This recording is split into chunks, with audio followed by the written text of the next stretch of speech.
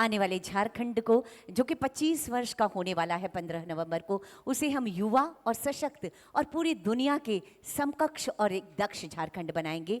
ये हमारा प्रयास है और प्रयासों की इसी कड़ी में लगातार लगे रहने वाले डीवीसी दामोदर वैली कारपोरेशन के DGM Shri SC. Singh sir की उपस्थिति है। निवेदन आपसे आपके विचारों हेतु सर।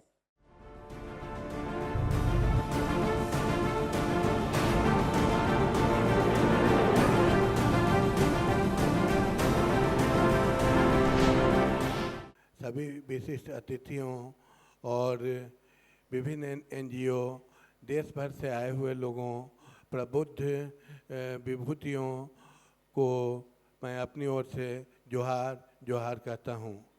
मैं भी रांची का पला बढ़ा पढ़ाई किया हुआ हूँ और यह निश्चित रूप से मेरी कर्मभूमि रही है और विगत 35 वर्षों से कार्य करते हुए यहाँ की आइडेंटिटी, यहाँ की पहचान, जनजातियों की पहचान को जानने का निकट से अवसर मिला है।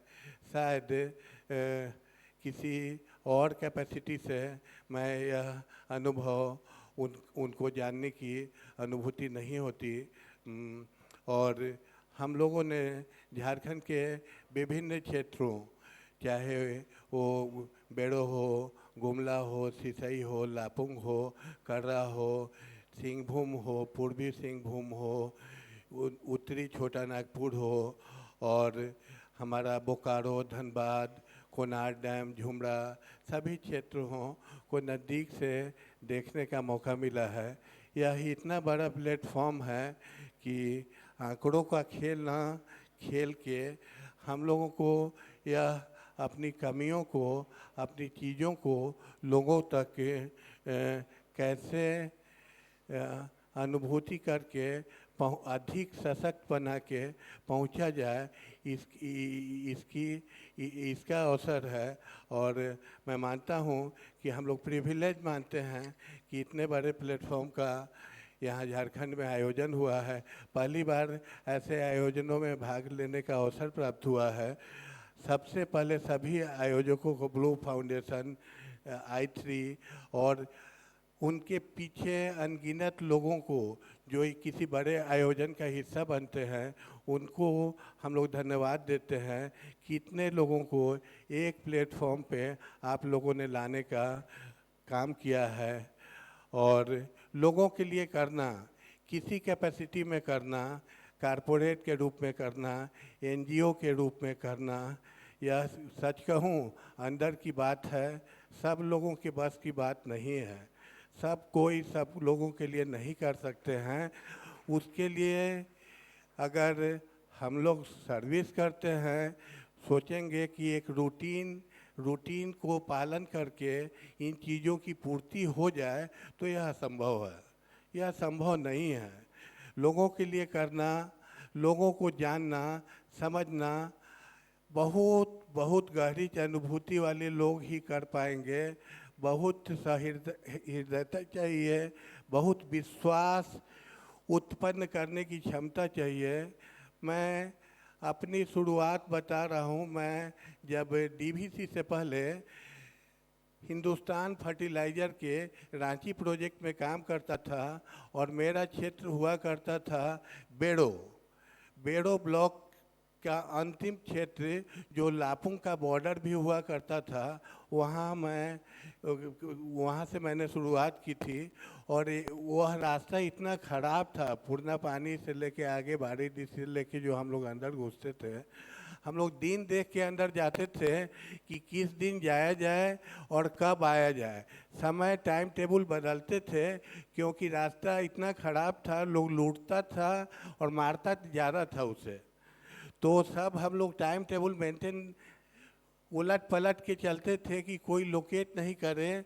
और इस तरीके से जब हम लोगों किसी छोटा सा प्रयास था कि किसी को 4 केजी धान का बीज देना है और नई वैरायटी का बीज देना है, तो लोग बोलते थे कि ना ना ना ना दिखो मन है, आज दबे काल ठक के ले जाबे। बहुत लोग बैठने भी नहीं देते थे। बहुत लोग बैठने भी नहीं देते थे। उन लोगों का इतना इंस्टिंक्ट मजबूत है कि अगर हम लोग बीज देते थे तो नाखून से तोड़ते थे और बोलते थे ना ना इन नहीं हो पाए कि फालतू हो। और कई लोगों ने उसको नहीं लिया, कई लोगों ने लिया। हम लोगों ने अपना प्रयास जारी रखा और एक के अंदर से भाव था कि आइस ब्रेकिंग तो एक दिन में होता नहीं है, बर्फ भी एक दिन में पिघलता नहीं है, इट टेक्स टाइम। तो आप अपने प्रयास में लगे रहो। एक दिन दोपहर में मैं ऐसे ही जा रहा था, वो आदमी हमको बैठने भी अपने पास तक नहीं देता था। वो बोला कि ये हमको अपने साथ ले चलेगा। हम जान रहे थे कि आदमी हमको घर तक अपने बैठने नहीं दिया था। हम बोल कि हाँ क्यों नहीं ले चलेंगे। तो अपने मेरे पीछे बैठ के बोला कि आप मेरे पास इतना बार आया लेकिन हम आपको बैठने तक नहीं दिए, लेकिन जो जो आपसे लिया था ना उसको बहुत फ़ायदा हुआ। तब लगा कि जीत मेरी हो रही है, लोग मेरे प्रयासों को पहचान रहे हैं, मैं जुड़ पा रहा हूँ, लोगों के लिए कर पा रहा हूँ। धैर्य की बहुत परीक्षा है, धैर्य की परीक्षा है, सहनशीलता की बहुत परीक्षा है। आप उस रूप में काम कर ही नहीं सकते हैं कि हम आपको बोले कि आप हमको आदमी समझो, हम आपको घोड़ू समझेंगे। आप नहीं कर सकते हैं। आपको इक्वल फुटिंग पे लोगों को व्यवहार करना होगा, जुड़ना होगा, अपनाना होगा, उसके परिवार का हिस्सा बनना होगा, तभी आप सामाजिक सरोकार के काम को कर पाते हैं।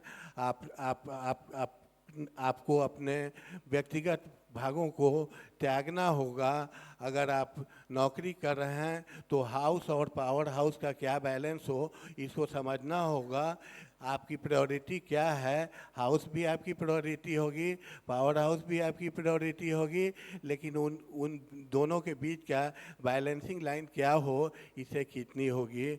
मैं यही अपेक्षा करूँगा कि ज़माना जिस तेज़ी से बदल रहा है, लोगों की आकांक्षाएं जिस तेज़ी से उभर कर आ रही हैं, जो लोग भी लोक कार्य में जुड़े हुए हैं, जो लोग भी लोक कार्य में जुड़े हुए हैं, जिस कैपेसिटी से भी जुड़े हुए हैं, उनको फास्ट, फ्लेक्सिबल एंड रेस्पॉन्सिबल होना होगा। धन्यवाद।